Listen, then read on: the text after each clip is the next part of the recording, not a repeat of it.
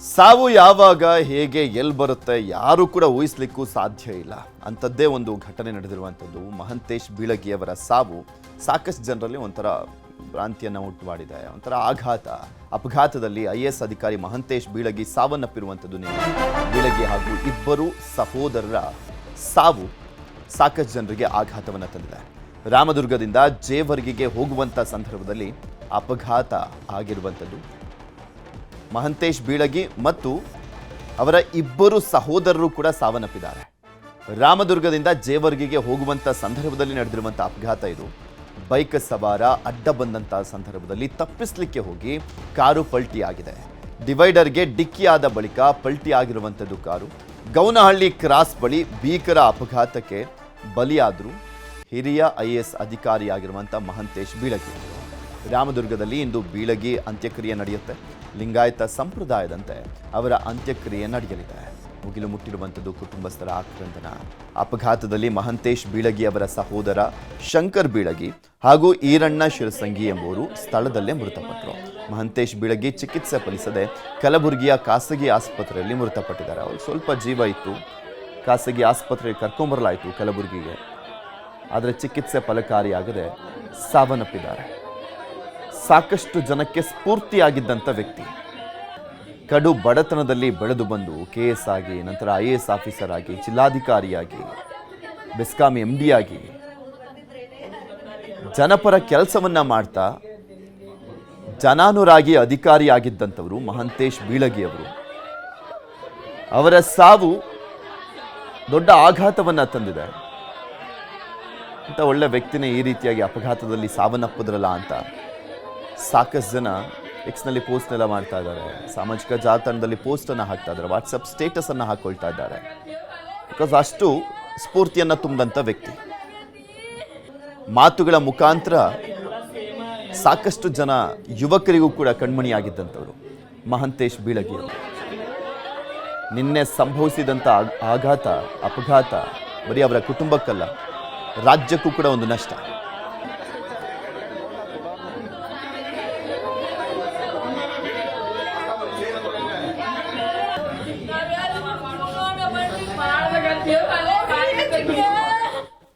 ಅತಿ ಹಳೆಯದಾದ ಮನೆ ಇತ್ತು.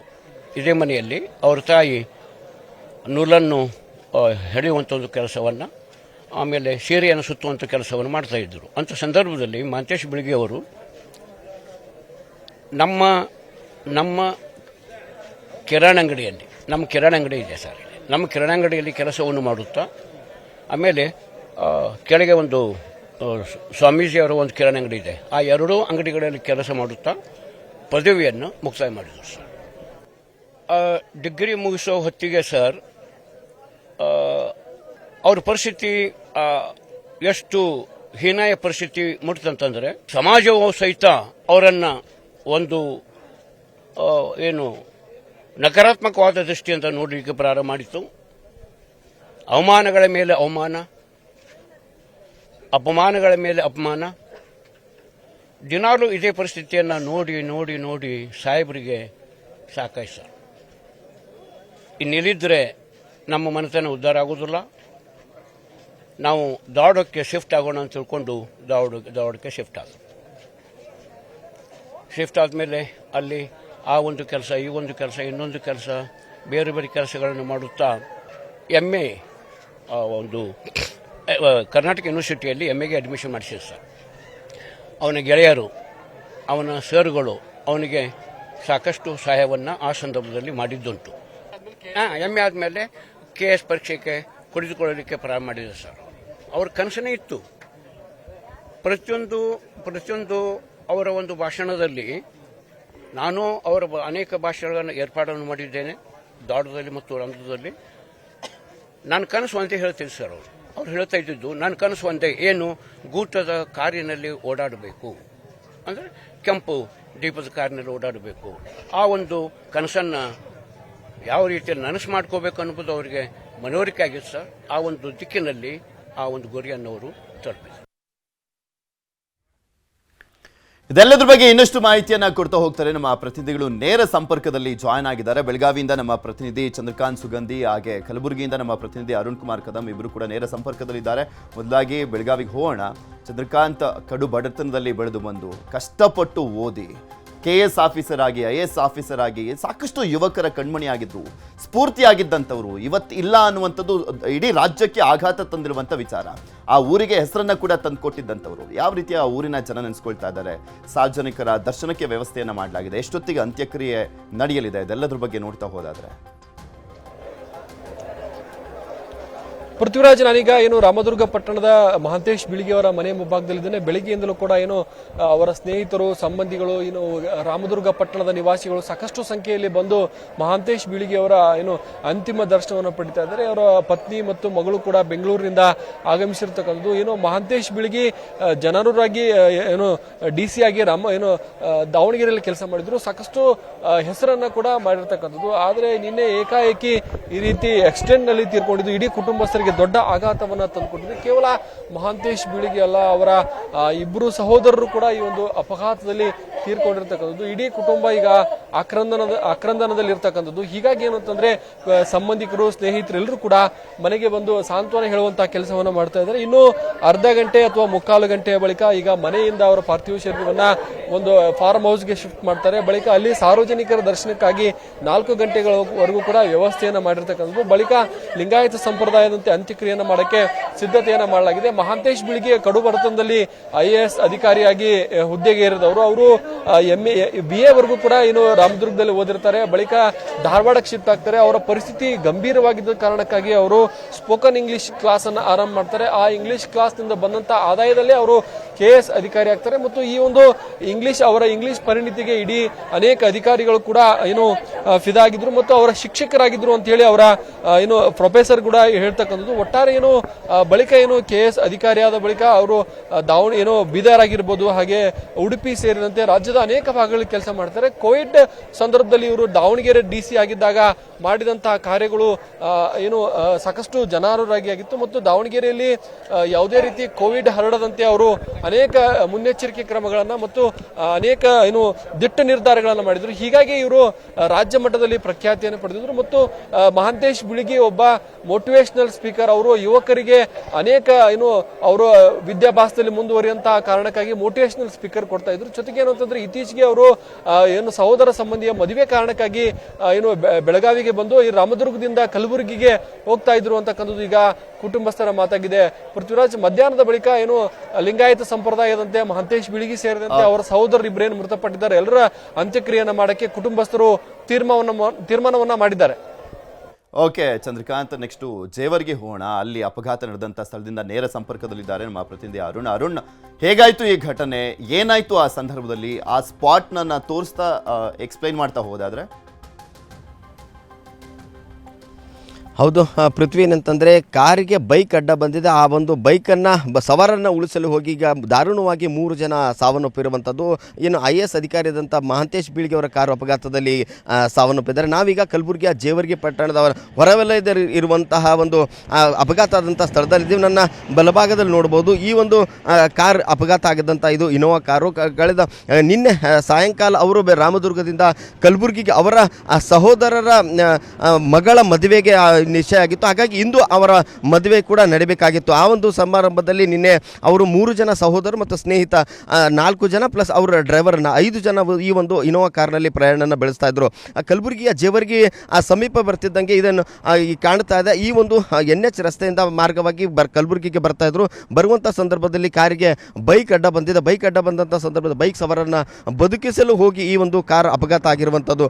ಸ್ಥಳದಲ್ಲಿ ಅವರ ಸಹೋದರರಂತ ಶಂಕರ್ ಬೀಳ್ಗಿ ಮತ್ತು ಈರಣ್ಣ ಬೀಳ್ಗಿ ಸಾವನ್ನಪ್ಪಿದರೆ ಮಹಾಂತೇಶ್ ಬೀಳ್ಗಿ ಅವರು ಕಲಬುರಗಿಯ ಖಾಸಗಿ ಆಸ್ಪತ್ರೆಯಲ್ಲಿ ಚಿಕಿತ್ಸೆ ಫಲಕಾರಿಯಾಗಿದೆ ಸಾವನ್ನಪ್ಪಿರುವಂಥದ್ದು. ಅವರ ಇನ್ನೋರ್ವ ಸ್ನೇಹಿತ ಈರಣ್ಣ ಅವರು ಈಗ ಕಲಬುರಗಿಯ ಖಾಸಗಿ ಆಸ್ಪತ್ರೆಯಲ್ಲಿ ಚಿಕಿತ್ಸೆಯನ್ನು ಪಡಿತಾರೆ. ಅವರ ಚಾಲಕ ರಾಜು ಕೂಡ ಅದೇ ಆಸ್ಪತ್ರೆಯಲ್ಲಿ ಚಿಕಿತ್ಸೆಯನ್ನು ಪಡಿತಾ ಇರುವಂಥದ್ದು. ಈ ಒಂದು ಅಪಘಾತ ನಂತರ ಸುಮಾರು NH ಇದು ರಾಷ್ಟ್ರೀಯ ಹೆದ್ದಾರಿ ಬಿಜಾಪುರದಿಂದ ಕಲಬುರಗಿ ಬರುವಂಥ ಈ ಹೆದ್ದಾರಿಯಲ್ಲಿ ಈ ಒಂದು ಅಪಘಾತವನ್ನು ಸಂಭವಿಸಿರೋ ಸುಮಾರು 50 ಮೀಟರ್ಗಳ ವರೆಗೆ ಈ ಒಂದು ಕಾರಿಗೆ ಏನಂತಾರೆ ಪಲ್ಟಿ ಆಗ್ತಾ ಬಂದು ಇಲ್ಲಿ ಏನು ಬಿದ್ದಿರುವಂಥದ್ದು.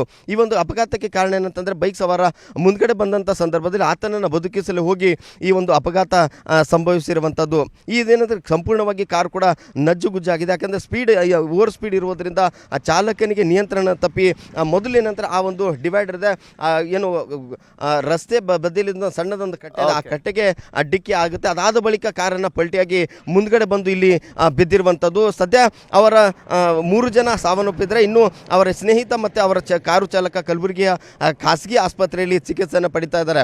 ಈ ಒಂದು ಕಾರಿಗೆ ಏನಂತಂದರೆ ಆ ಬೈಕ್ ಸವಾರನ್ನು ಬದುಕಿಸಲು ಈಗ 3 ಜನ ದಾರುಣವಾಗಿ ಸಾವನ್ನಪ್ಪಿರುವಂಥದ್ದು. ಮಹಾಂತೇಶ್ ಬೀಳಗಿ ಅವರು ತಮ್ಮ ಅಧಿಕಾರಾವಧಿಯಲ್ಲಿ ಸಾಕಷ್ಟು ಜನರಿಗೆ ಸಹಾಯವನ್ನು ಮಾಡಿದರು. ಅಲ್ಲದೆ ಸರ್ಕಾರಿ ಅಧಿಕಾರಿಯಾಗಿ ಬಡ ಜನರಿಗೆ ತಮ್ಮ ಕಚೇರಿಗೆ ಬರುವಂಥ ಜನರಿಗೆ ಯಾವ ರೀತಿ ಅವರ ಜೊತೆಗೆ ವ್ಯವಹಾರನ ಮಾಡಬೇಕು, ಅವ್ರ ಜೊತೆ ಯಾವ ರೀತಿ ನಡ್ಕೊಳ್ಬೇಕು ಅಂತೇಳಿ ಸಾಕಷ್ಟು ಇತರೆ ಅಧಿಕಾರಿಗಳಿಗೆ ಮಾದರಿನ ಆಗಿದ್ರು. ಆದರೆ ಈ ಒಂದು ಅಪಘಾತದಲ್ಲಿ ಅವರು ಸಾವನ್ನಪ್ಪಿರುವಂಥದ್ದು ಸಾಕಷ್ಟು ಜನರು ಅವರ ಅಭಿಮಾನಿಗಳಿಗೂ ಕೂಡ ನೋವನ್ನು ಆಗಿರುವಂಥದ್ದು. ಅಲ್ಲದೆ ವಿದ್ಯಾರ್ಥಿಗಳು ಮಹಾಂತೇಶ್ ಬೀಳಗಿ ಇವರ ಏನು ಮಾತುಗಳಿಂದ ಸಾಕಷ್ಟು ಪ್ರೇರಣೆಗೊಂಡಿದ್ದರು. ಯಾವ ರೀತಿ ನಾವು ಅಧಿಕಾರಾವಧಿಯಲ್ಲಿದ್ದಂಥ ಸಂದರ್ಭದಲ್ಲಿ ಹೇಗಿರಬೇಕು ಅನ್ನೋದು ಕೂಡ ತೋರಿಸ್ಕೊಟ್ಟಿದ್ರು. ಆದರೆ ಬೈಕ್ ಸವಾರನ್ನು ಬದುಕಿಸಲು ಹೋಗಿ ಈಗ 3 ಜನ ದಾರುಣವಾಗಿ ಸಾವನ್ನಪ್ಪಿದ್ರೆ, ಇನ್ನೂ ಇಬ್ಬರು ಈಗ ಕಲಬುರಗಿಯ ಖಾಸಗಿ ಆಸ್ಪತ್ರೆಯಲ್ಲಿ ಚಿಕಿತ್ಸೆಯನ್ನು ಪಡಿತಾ ಇದ್ದಾರೆ. ಪೃಥ್ವಿರಾಜ್. ಓಕೆ, ಧನ್ಯವಾದ ಅರುಣಾಗೆ ಚಂದ್ರಕಾಂತ್ ನಿಮ್ಮೆಲ್ಲ ಸಂಪೂರ್ಣವಾದಂಥ ಮಾಹಿತಿಗಾಗಿ. IAS ಅಧಿಕಾರಿಯಾಗಿ ಮಹಾಂತೇಶ್ ಬೀಳಗಿ ಅವರು ದಾವಣಗೆರೆಯಲ್ಲಿ 3 ವರ್ಷಗಳ ಕಾಲ ಜಿಲ್ಲಾಧಿಕಾರಿ ಆಗಿದ್ದರು. ಮಹಾಂತೇಶ್ ಬೀಳಗಿ ಸಾವಿಗೆ ದಾವಣಗೆರೆ ಜನ ಕಂಬನಿಯನ್ನು ಮಿಡಿದಿದ್ದಾರೆ. ಅವರು ಮಾಡಿದ ಕೆಲಸಗಳನ್ನು ಮೆಲುಕು ಹಾಕ್ತಾ ಇದ್ದಾರೆ. ದಾವಣಗೆರೆ ಹಾಲಿ DC ಕೂಡ ಕಂಬನಿ ಮಿಡಿದಿದ್ದಾರೆ. ನನಗೆ ನಂಬೋದಕ್ಕೆ ಸಾಧ್ಯ ಆಗ್ತಾ ಇಲ್ಲ. ದಿಗ್ಭ್ರಮೆ, ಆತಂಕ, ಭಯ ಎಲ್ಲವೂ ಆಗಿದೆ. ಏಕೆ ಅಂತ ಹೇಳಿದ್ರೆ ಇಂಥ ಒಬ್ಬ ಅಧಿಕಾರಿಯನ್ನು, ಇಂಥ ಒಬ್ಬ ಸ್ನೇಹಿತರನ್ನು ಕಳ್ಕೊಂಡಿದ್ದು ನಿಜವಾಗಲೂ ಮನಸ್ಸಿಗೆ ಸಮಾಧಾನ ಆಗ್ತಾ ಇಲ್ಲ. ಅಷ್ಟು ನೋವಾಗಿದೆ. ನನಗೆ 2006 KS ಅಸಿಸ್ಟೆಂಟ್ ಕಮಿಷನರ್ ಆದಾಗಿಂದನೂ ಕೂಡ ನನಗೆ ಆತ್ಮೀಯ ಸ್ನೇಹಿತರಾಗಿದ್ದರು. ಹಲವು ಸಂದರ್ಭಗಳಲ್ಲಿ ನಮ್ಮ ಮನೆಗೂ ಕೂಡ ಬಂದಿದ್ದರು. ಬಹಳ ದುಃಖ ಆಗ್ತಾಯಿದೆ. ಒಬ್ಬ ದಕ್ಷ ಅಧಿಕಾರಿಯನ್ನು ನಮ್ಮ ರಾಜ್ಯಕ್ಕೆ ಕಳ್ಕೊಂಡಿದ್ದು ಭಾಳ ಅನ್ಯಾಯ. ಆ ಫ್ಯಾಮಿಲಿಗೆ ಆಗಿರ್ತಕ್ಕಂಥ ಕಷ್ಟವನ್ನು ನಾನು ಊಹೆ ಮಾಡೋದಕ್ಕೂ ಸಾಧ್ಯ ಆಗ್ತಾಯಿಲ್ಲ. ಬಡ ಜನರ ಬಗ್ಗೆ ಅವರಿಗೆ ಇದ್ದಂಥ ಕಳಕಳಿ, ಆ ನೋವಿನಿಂದ ಬಂದಂಥವ್ರಿಗೆ ಅದು ಗೊತ್ತಿತ್ತು. ಅವರಿಗೆ ರಾತ್ರಿ ನಿದ್ದೆನೂ ಕೂಡ ಆಗಲಿಲ್ಲ. ಅಷ್ಟು ಮನಸ್ಸಿಗೆ ಬೇಜಾರಾಯಿತು. ಅಷ್ಟು ಕೆಟ್ಟ ಸಂದರ್ಭ ಈ ನಮ್ಮ ಅಧಿಕಾರಿಗೆ ಬರಬಾರ್ದಾಗಿತ್ತು ಅಂತಕ್ಕಂಥದ್ದು ನನಗೆ ಬೇಸರ ತಂದಿದೆ. ಆದರೂ ಭಗವಂತ ಅವರ ಫ್ಯಾಮಿಲಿಗೆ ಆ ದುಃಖ ಭರಿಸೋ ಶಕ್ತಿಯನ್ನು ಕೊಡಲಿ, ಅವರ ಆತ್ಮಕ್ಕೆ ಶಾಂತಿಯನ್ನು ಕೊಡಲಿ. ಅವರು ಬಹಳ ಒಳ್ಳೆಯ ಕೆಲಸಗಳನ್ನು ಮಾಡ್ತಾಯಿದ್ರು. ಬಡವರ ಪರವಾಗಿ ಮತ್ತು ದೀನದಲಿತರ ಪರವಾಗಿ ಯಾವಾಗಲೂ ಕಾಳಜಿಯನ್ನು ಹೊಂದಿದಂಥ ಅಧಿಕಾರಿ. ಇಂಥ ಅಧಿಕಾರಿಯನ್ನು ಕಳ್ಕೊಂಡ್ವಿ ಅಂತಕ್ಕಂಥದ್ದು ಬಹಳ ದುಃಖ ತಂದಿದೆ ನನಗೆ. ಹೃದಯವಂತ ಅಧಿಕಾರಿಯನ್ನು ನಾವು ಕಳ್ಕೊಂಡಿದ್ದೀವಿ ಅಂತಕ್ಕಂಥ ಮಾತನ್ನು ಈ ಸಂದರ್ಭದಲ್ಲಿ ಹೇಳ್ತೀನಿ. ಇದು ನಮ್ಮ ಕರ್ನಾಟಕ ರಾಜ್ಯ ಸರ್ಕಾರದ IAS ವೃಂದಕ್ಕೆ ಆದಂಥ ದೊಡ್ಡ ನಷ್ಟ ಅಂತಕ್ಕಂಥ ಮಾತನ್ನು ನಾನು ಈ ಸಂದರ್ಭದಲ್ಲಿ ಹೇಳ್ತೇನೆ. ದಾವಣಗೆರೆ ಮಾಜಿ ಜಿಲ್ಲಾಧಿಕಾರಿಗಳು ಸುಮಾರು ಒಂದು 3 ವರ್ಷ 3 ತಿಂಗಳ ಕಾಲ ದಾವಣಗೆರೆಯಲ್ಲಿ ಅವರು ತಮ್ಮ ಕೆಲಸ ನಿರ್ವಹಣೆ ಮಾಡಿದರು. ಅವ್ರು ನಿರ್ವಹಣೆ ಮಾಡಿದ ಅವಧಿ ಯಾವ ರೀತಿ ಇತ್ತು ಅಂದರೆ ಕರೋನಾ ಪೀರಿಯಡ್ನಲ್ಲಿ ಪ್ರತಿಯೊಬ್ಬರಿಗೂ ಕೂಡ ಆತಂಕ ಶುರುವಾಗ್ಬಿಟ್ಟಿತ್ತು. ನಾವು ಯಾವಾಗ ಇರ್ತೀವಿ, ನಾವು ಯಾವಾಗ ಸಾಯ್ತೀವಿ, ನಮ್ಮ ಮಕ್ಕಳು ನಾವು ಸತ್ತರೆ ನಮ್ಮ ಅಂತ್ಯ ಸಂಸ್ಕಾರಕ್ಕೆ ಬರ್ತಾರೋ ಇಲ್ಲೋ ಅನ್ನೋ ಒಂದು ಪರಿಸ್ಥಿತಿ ನಿರ್ಮಾಣವಾಗಿರ್ತಕ್ಕಂಥ ಸಂದರ್ಭದಲ್ಲಿ ಸಾಮಾಜಿಕ ಕಾರ್ಯಕರ್ತರಾಗಿರೋದು, ವಾಲಂಟಿಯರ್ಸ್ ಅಂತೇಳಿ, ಕರೋನಾ ವಾರಿಯರ್ಸ್ ಅಂತೇಳಿ ನಮ್ಮ ದಾವಣಗೆರೆ ತಂಡ, ಈ ರೀತಿ ಅನೇಕ ಜನರು ಕೈ ಜೋಡಿಸಿ ಅವ್ರ ಜೊತೆ ಇದ್ವಿ. ಕೋವಿಡ್ ಟೈಮಲ್ಲಿ ಎಲ್ಲರೂ ಸೇರಿ ಒಂದು ತಂಡ ರಚನೆ ಮಾಡಿ ತಕ್ಷಣವೇ ಎಲ್ಲೆಲ್ಲಿ ಸಾರಿ ಕೇಸಸ್ ಬರ್ತಿದ್ವು ಅಂಥ ವಿಚಾರಗಳನ್ನು ತಗೊಂಡು ತಕ್ಷಣ ಇಮ್ಮಿಡಿಯೇಟಾಗಿ ಅವರು ಹಾಸ್ಪಿಟ್ಲಿಗೆ ಹೋಗಿರೋದು. ಪ್ರತಿಯೊಂದು SC/ST ಹಾಸ್ಟೆಲ್ಗೂ ಆಗಿರ್ಬೋದು, ಮೊರಾರ್ಜಿ ದೇಸಾಯಿ ಆಗಿರ್ಬೋದು, ಬೇರೆ ಹಿಂದುಳಿದ ವರ್ಗಗಳ ಇಲಾಖೆ ಎಲ್ಲೆಲ್ಲಿ ಮಹಾಂತೇಶ್ ಬೀಳಗಿ ಅವರ ಸಾವು ನಿಜವಾಗಲೂ ದುಃಖ ತಂದಿದೆ. ಯಾಕೆಂದರೆ ದಾವಣಗೆರೆಯಲ್ಲಿ ಜಿಲ್ಲಾಧಿಕಾರಿಗಳಾದಾಗ ಆ ಸಂದರ್ಭದಲ್ಲಿ ಮುಖ್ಯವಾಗಿ ಹೇಳಬೇಕು ಅಂದರೆ ಕೋವಿಡ್ ಸಂದರ್ಭದಲ್ಲಿ ಅವರ ಕಾರ್ಯವೈಖರಿ ನಿಜವಾಗಲೂ ಚೆನ್ನಾಗಿತ್ತು. ಆ ಸಂದರ್ಭದಲ್ಲೂ ಸಹ ನಮಗೆ ರಕ್ತದಾನ ಮಾಡುವ ಸಂದರ್ಭ ಬಂದಾಗ ಅವರು ನಮ್ಮನ್ನು ರಕ್ಷಣೆ ಮೂಲಕ, ಯಾಕಂದರೆ ಆ ಸಂದರ್ಭದಲ್ಲಿ ಹೊರಗೆ ಬರಲಿಕ್ಕೆ ಯಾರಿಗೂ ಆಗ್ತಿರಲಿಲ್ಲ, ಆವಾಗ ನಮಗೆಲ್ಲ ರಕ್ಷಣೆ ಕೊಟ್ಟು ಬ್ಲಡ್ ಬ್ಯಾಂಕಿಗೆ ಎಲ್ಲ ರಕ್ತದಾನಿಗಳನ್ನು ಮುಟ್ಟಿಸುವ ಒಂದು ಮಹತ್ ಕಾರ್ಯಕ್ಕೆ ಅವರು ಕೈ ಜೋಡಿಸಿದರು. ದಾವಣಗೆರೆಯಲ್ಲಿ ಅವರ ಆಡಳಿತ ಭಾಳ ಚೆನ್ನಾಗಿತ್ತು. ಎಲ್ಲರಿಗೂ ಹೊಂದ್ಕೊಂಡು ಹೋಗುವಂಥದ್ದು, ಭಾಳ ಚೆನ್ನಾಗಿ ಆಡಳಿತ ಮಾಡಿದರು. ದೇವರು ಅವರಿಗೆ ಈ ಕ್ಷಣದಲ್ಲಿ ಕೊಡಬಾರ್ದಿತ್ತು ಆ ಒಂದು ಸಾವು. ಇವಾಗಲೂ ಅವ್ರ ಸಾವು ದುಃಖ ತಂದಿದೆ ಅಂತ ಈ ಸಂದರ್ಭದಲ್ಲಿ